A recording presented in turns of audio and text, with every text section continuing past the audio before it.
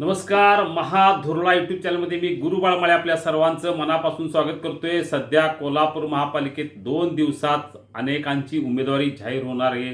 जवळजवळ नक्की आहे. त्या दृष्टीनं हालचाली सुरू आहेत. उमेदवारीची निवड प्रक्रिया आता अंतिम टप्प्यात आहे. उमेदवारी कधी का जाहीर होईना, आपण प्रचाराला सुरुवात करायचं असं म्हणून अनेकांनी प्रचाराचा नारळ फोडलेला आहे.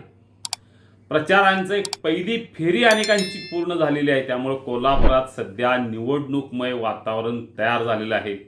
आज आपण पाहणार आहोत प्रभाग क्रमांक 12 मधील काँग्रेसच्या इच्छुक उमेदवार अनुराधा अभिमन्यू मुळीक यांचा परिचय. अनुराधा मुळीक या उच्च शिक्षित आहेत, आर्किटेक्ट आहेत, जे कोल्हापूर शहराच्या प्रगतीचं विकासाचं व्हिजन त्यांच्याकडे आहे, अभ्यास आहे आणि याच अभ्यासाच्या व्हिजनच्या जोरावर त्या काँग्रेसच्या वतीनं या मैदानात उतरणार आहेत.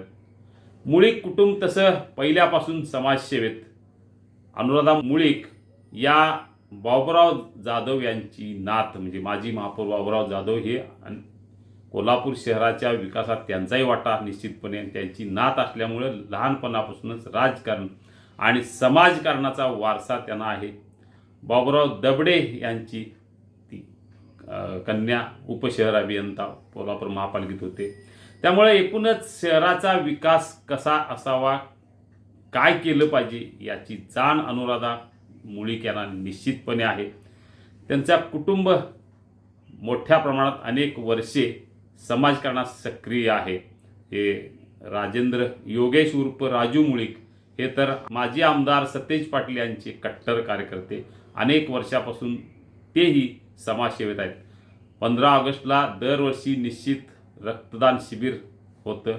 वैद्यकीय सुविधा सगळ्यांना मिळाव्यात यासाठी त्यांची नेहमी धडपड असते. सगळ्यात महत्त्वाचं मंगळवारपेठ आणि शिवाजीपेठेतला आत्मा म्हणजे फुटबॉल, आणि या फुटबॉलच्या वाढीसाठी राजू मुळीक यांचा पुढाकार नेहमीच असतो. मेमध्ये आणि दिवाळीच्या सुट्टीत मुलांसाठी फुटबॉल कॅम्प निश्चितपणे घेतला जातो. सगळ्या सुविधा त्या मुलांना दिल्या जातात. जे प्रभागातला कोणतीही अडचण असेल तर ती दूर करण्यासाठी राजू मुळीक आणि मुळीक कुटुंब हे नेहमीच पुढं असतं.